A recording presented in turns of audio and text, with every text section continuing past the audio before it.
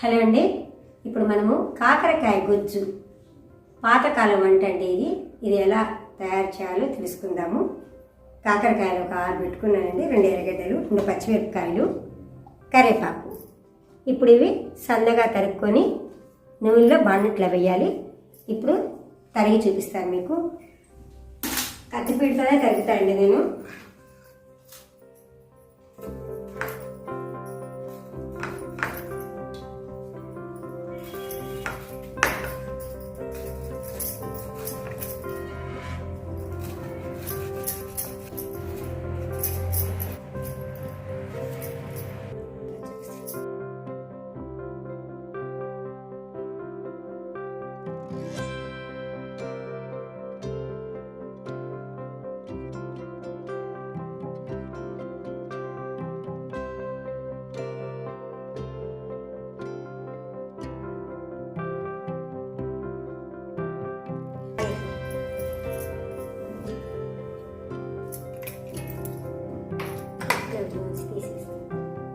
ఇప్పుడు కత్తిపీటతో కాకరకాయ ముక్కలు విడిగా ఈ విధంగా తరుక్కున్నాను.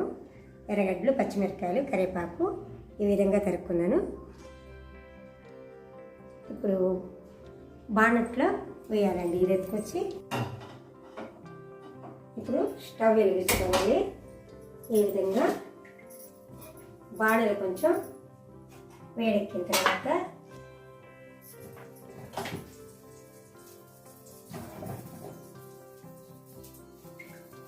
కొంచెం ఆవాలు, ఈ విధంగా కొంచెం ఆవాలు వేయాలి. ఒక 3 స్పూన్లు నూనె,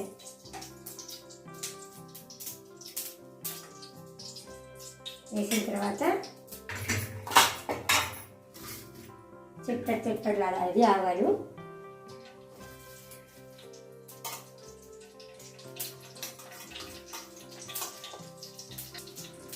ఇప్పుడు బాగా తాగిపోయిన నూనె, ఆవాలు చిట్లిపోయినాయి. ఈ ఎర్రగడ్డలు తరిగేవి ఇందులో వేసేయాలి.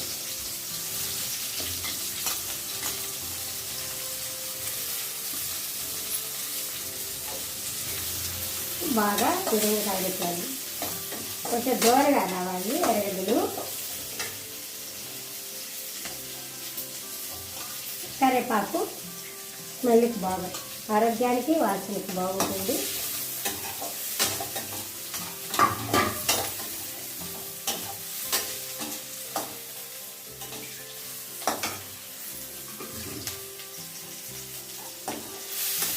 వాడుతూ ఉంటాయి. కొంచెం దీంట్లో పసుపు వేసుకోవాలి.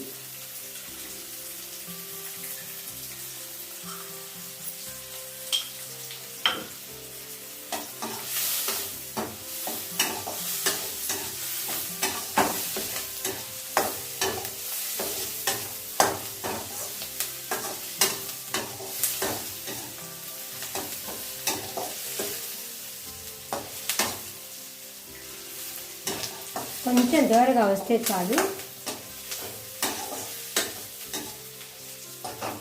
ఈ తరిగిన పచ్చిమిరపకాయలు ఇందులో వేసుకోవాలి.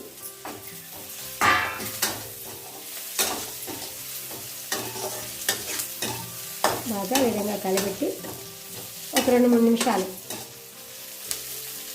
అలా పెట్టేసేసి ఈ తరిగిన కాకరకాయ ముక్కలు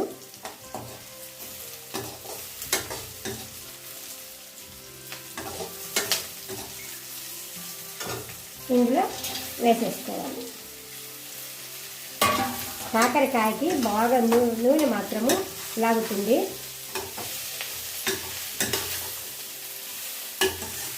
నీళ్ళు వేయకూడదండి దీంట్లో, ఎందుకంటే చెడిపోతుంది. కాకరకాయ వేపుడు నువ్వుల్లోనే బాగా వాడితే సన్న సగన ఇట్లా కాచేసి ఇలా పెట్టేసుకోవాలి.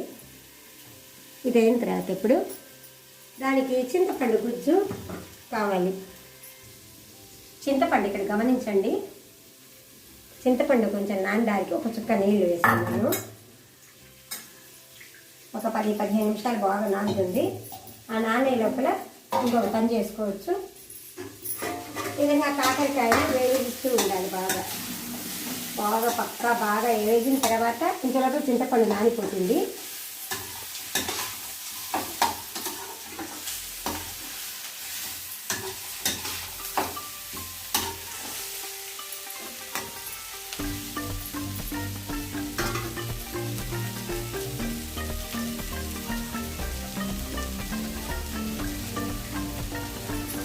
ఇదిగోండి కొంచెం ఉప్పు వేస్తే తొందరగా నానుతుంది, వేగుతుంది అన్నమాట.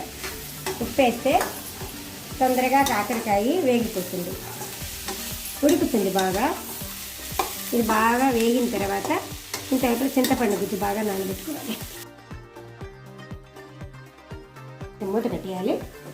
చిటికెడు మిరప్పొడి అండి, కొంచెం కలర్ఫుల్ కోసం ప్లస్ రుచి రెండింటికి కలిపి.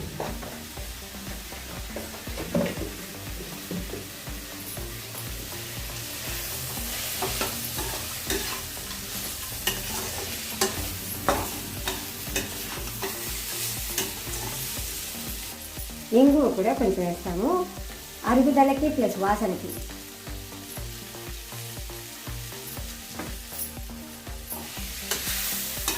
కాకరకాయ పులుసు ఉడికేటప్పుడు మంచి స్మెల్ వస్తుంది, ఇంగు వాసన.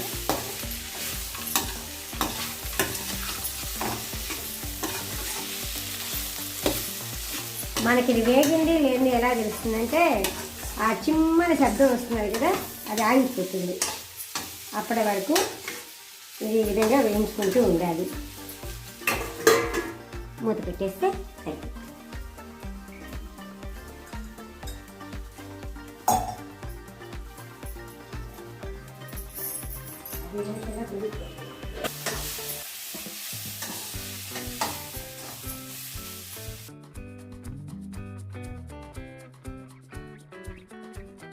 నానబెట్టిన చింతపండుని ఈ విధంగా పిసుక్కొని పిప్పి తీసి పక్కన పెట్టుకోవాలి.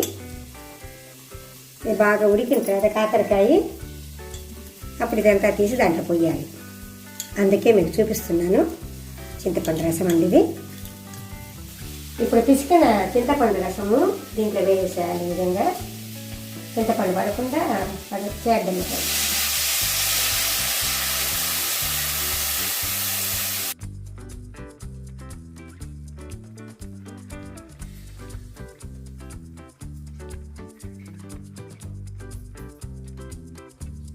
మిరియాలు కూడా దీంట్లో వేసేస్తున్నాను.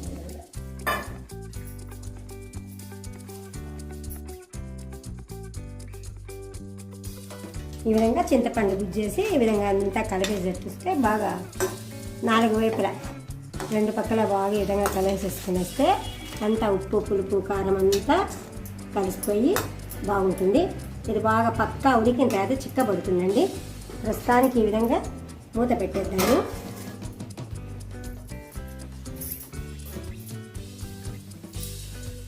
ఈ మూత తీసి ఒక్క చిటికెడు ఒక స్పూన్తో బెల్లం పొడి అన్నమాట. ఎందుకంటే దీనివల్ల ఎక్కువ తక్కువలు ఉప్పు పులుపు కారం ఏమైనా ఎక్కువ తక్కువలు ఉంటే అవన్నీ బాగా బ్యాలెన్స్ అయిపోతాయి అన్నమాట. బెల్లంలో ఐరన్ ఉంటుంది, ఆరోగ్యానికి మంచిది, ఇది రుచికి కూడా మంచిది. కానీ కొంతమంది బెల్లం వేసామని చెప్పి తినరు, తీపి నచ్చదు. కానీ అసలు ఎవరికి కూడా తెలియదు మనం బెల్లం వేసినట్టుగా. టేస్ట్ బాగుంటుంది. ఇది బాగా తెల్లిన తర్వాత చిక్కబడిపోతుందండి. చిక్కబడిన తర్వాత మీకు చూపిస్తాను. కనీసం 5 or 10 minutes తీసుకుంటుంది టైము.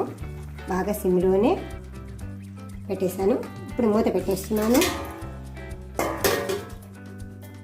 10 నిమిషాలు అయిపోయిందండి. ఇప్పుడు బాగా పక్వంగా వచ్చేసింది చిక్కగా కాకరకాయ గొజ్జు. గొజ్జే అంటారండి, కొంతమంది ఉత్త పులుసు అంటారు, కాకరకాయ ఉత్త పులుసు అంటారు. కానీ పాతకాలం వంటలు మాత్రం చెప్పేది కాకరకాయ గొజ్జు అంటారు. దీనికి కాంబినేషన్ ముద్దపప్పు కాకరకాయ గుజ్జు 2 కలుపుకొని తింటే చాలా బాగుంటుంది. ఇంక ఈ విధంగా అయిపోయింది. ఇంకా దీన్ని తీసేసేయడము. కమ్మటి వాసన, మంచి మధురమైన రుచి వస్తున్నది. మంచి రుచి బాగుంటుంది, ఆరోగ్యానికి మంచిది, నిల్వ ఉంటుంది ఎక్కువగా. ముఖ్యంగా అండి 10-15 రోజులు నిల్వ ఉంటుంది. ఫ్రిడ్జ్లో పెట్టాల్సిన అవసరం లేదు, ఎందుకంటే అంత ఆయిల్లోనే వేగింది కాబట్టి. అందుకు ఇంకేం చేయక్కర్లేదు, ఇంకా స్టవ్ ఆఫ్ చేసుకోవడమే. బాగా వేడిగా మంచి రుచిగా స్మెల్తో కాకరకాయ గుజ్జు రెడీ అయిపోయిందండి. ఇప్పుడు దీన్ని అన్నంలో పెట్టుకొని తినడమే, అంతే.